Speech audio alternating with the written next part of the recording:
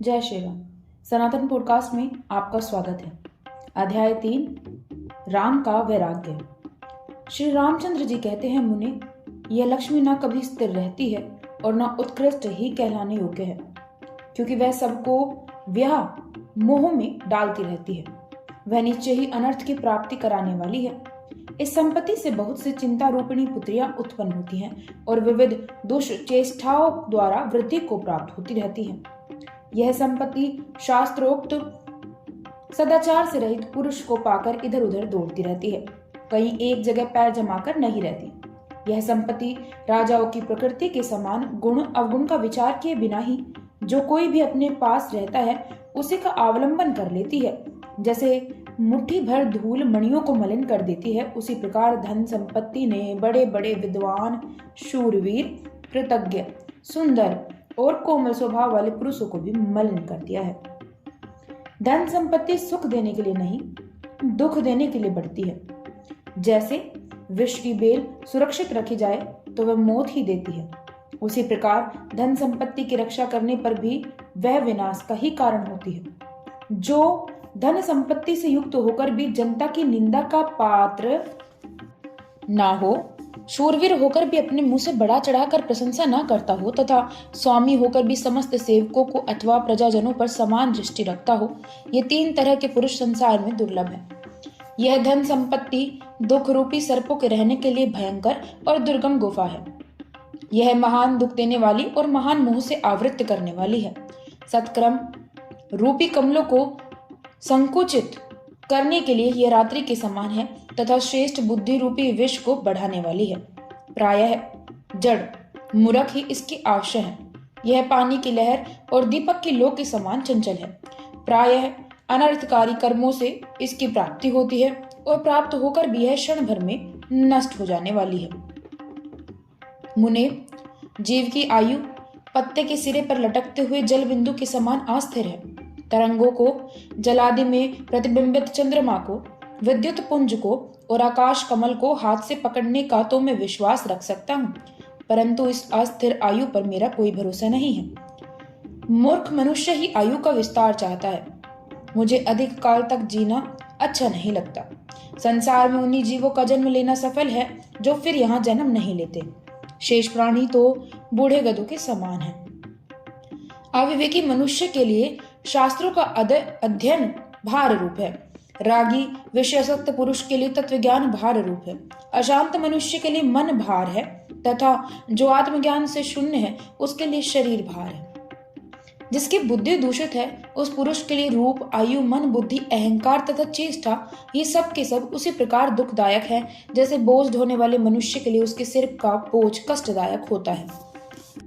आयु कठोर परिश्रम एवं सुदृढ़ कष्ट को ही देने वाली है। इसमें श्रम की निवृत्ति कभी नहीं होती, कामनाओं की पूर्ति का भी अभाव ही रहता है।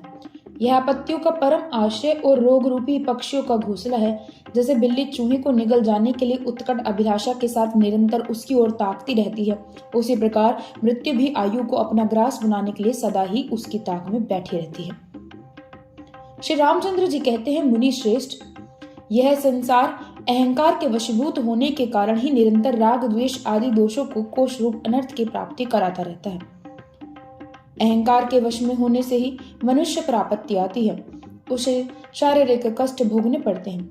अहंकार से ही अनेक दुखद मानसिक व्यथाएं होती हैं। अहंकार शांति रूपी चंद्रमा को निगलने के लिए राहु का मुख है। पुण्य रूपी कमलों का विनाश करने के लिए हिम रूप वज्र है। ऐसे अहंकार का मैं त्याग करता हूँ। न मैं अमोक नाम वाला हूँ, न विश्व में मेरी रुचि है और न मन ही मेरा है। मैं शांत होकर अपने आप में ही स्थिर रहना चाहता हूँ। यदि अहंकार नहीं रहता तो मैं निरंतर सुख का अनुभव करता हूँ। इसलिए अहंकार रहित होना ही श्रेष्ठ है। मुनीश्वर, जैसे वायु की प्रवाह से मोरपंख का अग्रभाग वेग से हिलता रहता है, उसी प्रकार यह चंचल चित्त भी अत्यंत व्यग्र होकर व्यर्थ ही इधर उधर दौड़ता रहता है। इसे कहीं भी कोई अनुकूल वस्तु प्राप्त नहीं होती, इसलिए यह दीनहीन बना रहता है। यदि इसकी कभी विशाल धन का भंडार प्राप्त हो जाए तो भी यह भीतर से तृप्त नहीं होता। धन से मनुष्य का जी ही नहीं भरता। समस्त साधनाओं से शून्य यह मन सर्वदा दुर्वासनाओं के जाल में जकड़ा रहता है, इसलिए इसे कभी सुख और संतोष प्राप्त ही नहीं होता। विषयों के चिंतन से शोभ को प्राप्त हुआ यह मन दसों दिशाओं में दौड़ता और भटकता रहता है, किंतु कभी भी शांति को नहीं पाता। यह मन नरक के गर्त में गिरने की परवाह न करके भोग लाभ की आशा से बड़ी दूर तक चक्कर लगाता रहता है। यह मन अपनी चंचल वृत्ति के कारण कहीं स्थिर नहीं रह पाता। यह मन रूपी ग्रह अग्नि से भी अधिक कठिन है तथा वह वज्र से भी अधिक कठोर है। उसे वश में लाना बहुत ही कठिन है। समुद्र को पी जाना, सुमेरु पर्वत को जड़ से उखाड़ फेंकना तथा अग्नि का ही आहार करना, ये महान और दुष्कर कार्य हैं, किंतु चंचल चित्त को वश में कर लेना इनसे भी महान एवं कठिन कार्य है। संपूर्ण पदार्थों का कारण चित्त ही है। जब तक चित्त है तब तक तीनों लोकों की सत्ता है। उसके क्षीण होते ही जगत क्षीण हो जाता है। इसलिए इस चित्त रूपी रोग की यत्न पूर्वक चिकित्सा करनी चाहिए। इस मन से सैकड़ों सुख दुख पैदा होते हैं, इसमें संशय नहीं। आत्म विषयक विवेक से जब यह मन दुर्बल हो जाता है तब ये सारे सुख दुख निश्चय ही पूर्ण रूप से गल जाते हैं, ऐसा मेरा विश्वास है। इस शत्रु रूपी चित्त को जीतने के लिए मैं सब प्रकार से उद्यत हुआ हूँ। मुनीश्वर, यह तृष्णा काली नागिन के समान है जो सहस्त्र कुटिलताओं से भरी है। विषय भोग सुख ही इसका कोमल स्पर्श है। यह विषमता रूपी विष ही उगलती है और तनिक सा स्पर्श हो जाने पर भी डस लेती है। यह पुरुषों के हृदय का भेदन करने वाली तथा माया में जगत को रचने वाली है। दुर्भाग्य प्रदान करने वाली तथा दीनता की प्रतिमूर्ति है। यह कभी सुखदायिनी नहीं होती। यह विष की बेल है। जरा मृत्यु आदि ही इसके फूल तथा उत्पात ही इसके फल हैं। जड़ पदार्थों में ही इसे अधिक आनंद मिलता है। यह विवेकी और विरक्त पुरुष को छोड़कर विषासक्त पुरुष के पास चली जाती है। तृष्णा और चंचल बंदरिया का स्वभाव एक जैसा है। यह तृप्त हो जाने पर भी नए नए फल की इच्छा करती है और विषय रूप एक स्थान पर अधिक काल तक नहीं रहती। यह क्षण भर में पाताल को चली जाती है, फिर दूसरे ही क्षण में आकाश की सैर करने लगती है। संसार में जितने दोष हैं उन सब में एकमात्र तृष्णा ही ऐसी है जो दीर्घ काल तक दुख देती है। वह अंतपुर में रहने वाले मनुष्य को भी भीषण संकट में डाल देती है। यह ज्ञान रूपी प्रकाश को ढक लेती है और जगत को केवल जड़ता अज्ञान ही प्रदान करती है। इसने सबके मन को बांध रखा है। तृष्णा हरी भरी खेती को नष्ट करने के लिए वज्रपात के समान है। तृष्णा इस संसार रूपी नाटक की नटी है। प्रवृत्ति रूप नीड़ में निवास करने वाली पक्षिणी है और मनोरथ रूप महान वन में विचरण करने वाली हरिणी है और काम रूपी संगीत को उद्बुद्ध करने वाली वीणा है। यह किंचित विवेक का प्रकाश पाकर निर्मल हो जाती है। विवेक न होने पर मलिन रहती है। लोक विषयों का चिंतन त्याग देने से अपने संपूर्ण दुख को दूर कर सकते हैं। विषय चिंतन का त्याग ही तृष्णा के निवारण का मंत्र है। महामुने, नाना प्रकार से विकार युक्त तथा मरण धर्म है शरीर संसार में दुख भोगने के लिए ही है। इस शरीर के समान अधम, गुणहीन और शोचनीय दूसरा कोई नहीं है। यह कर्म करने के लिए ही 5 भूतों के समूह से संगठित हुआ है। इसके ऊपर आस्था और अनास्था ही क्यों हो सकती है। यह शरीर रूपी वृक्ष मुझे सुखद प्रतीत नहीं होता, जो समस्त रोगों का घर है, झुर्रियां तथा पके बालों का नगर है और समस्त मानसिक चिंताओं का दुर्गम वन है। यह देह मुझे प्रिय नहीं है। यह शरीर केवल रक्त और मांस का ही तो बना है। इसका एक ही धर्म है, विनाश। फिर इसके बाहरी और भीतरी स्वरूप पर विचार करके बताइए कि इसमें कौन सी रमणीयता है।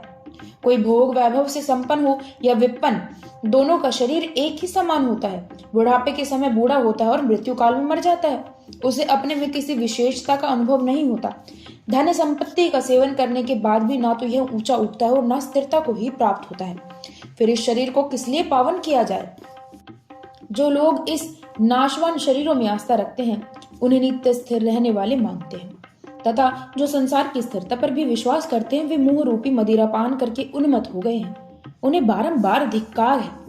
मुने, मैं ना तो इस शरीर का कोई संबंधी हूं और न शरीर हूं, न यह शरीर मेरा और न मैं ही यह शरीर हूं। ऐसा विचार करके जिनका चित्त परमात्मा में विश्राम ले रहा है वे ही लोग पुरुषों में उत्तम है।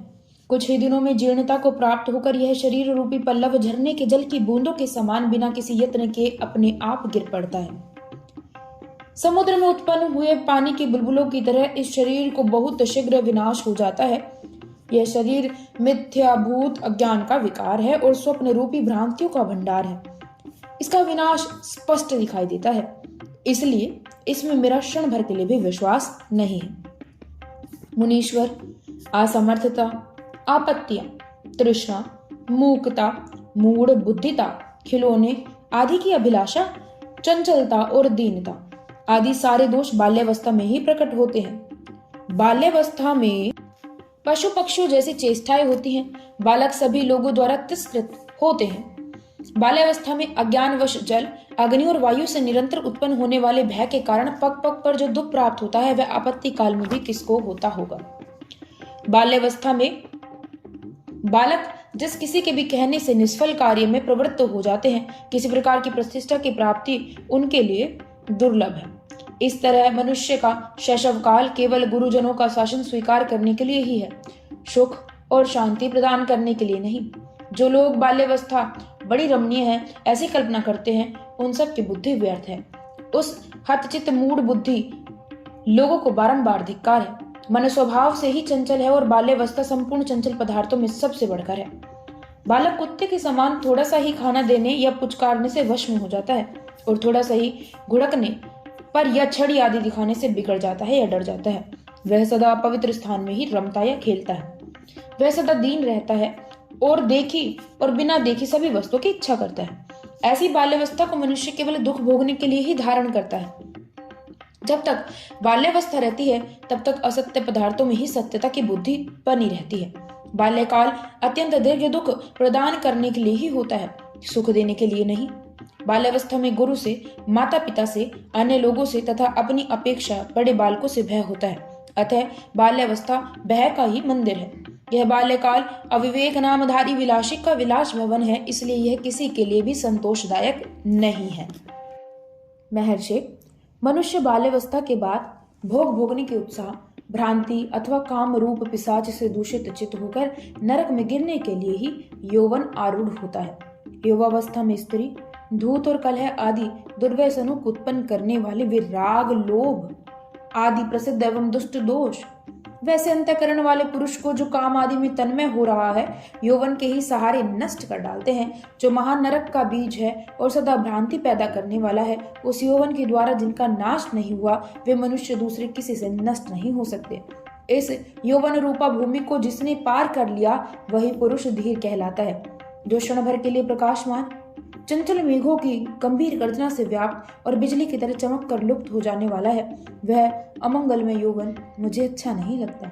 जो भोग के समय मधुर एवं स्वादिष्ट और अंत में दुखदायी होने के कारण तिक्त प्रतीत होता है, जिसमें दोष ही दोष भरे हैं तथा मदिरा के मद विलास के समान मोहक है, वह यौवन मुझे कदापि अच्छा नहीं लगता। जो असत्य होकर भी सत्य से प्रतीत होता है, शीघ्र ही धोखा देने वाला तथा स्वप्नावस्था में किए गए स्त्री सहवास के समान है, यह यौवन मुझे अच्छा नहीं लगता। ये सारी आयु बीत जाने पर दिखाई देने वाले गंधर्व नगर के समान है, अतः यह मुझे अच्छा नहीं लगता। यह यौवन ऊपर से तो रमणीय प्रतीत होता है, किंतु भीतर से सद्भाव शून्य है। अतः वैश्य स्त्री के समागम के समान घृणित होने के कारण मुझे रुचिकर नहीं जान पड़ता। विशाल एवं शुद्ध बुद्धि भी युवावस्था में कलुषित हो जाती है। मनुष्य के यौवन का उल्लास दोष समूह को जगाता और सद्गुण समुदाय का मूलोच्छेद करता है, अतएव उसे पाप विलास वैभव कहा गया है।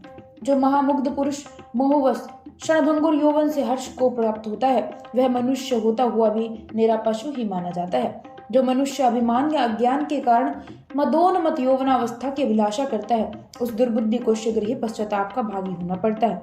साधो, इस भूतल पर वे ही लोग पूजनीय और महात्मा हैं जो यौवन रूपी संकट से सुखपूर्वक पार हो गए हैं। बड़े बड़े मगरों से भरे हुए महासागर को सुखपूर्वक पार किया जा सकता है, किंतु विषय चिंतन आदि महातरंगों के कारण उमड़े हुए और दुर्गुण दुराचार रूप अनेक दोषों से भरे हुए इस निंदनीय यौवन के पार जाना बहुत ही कठिन है।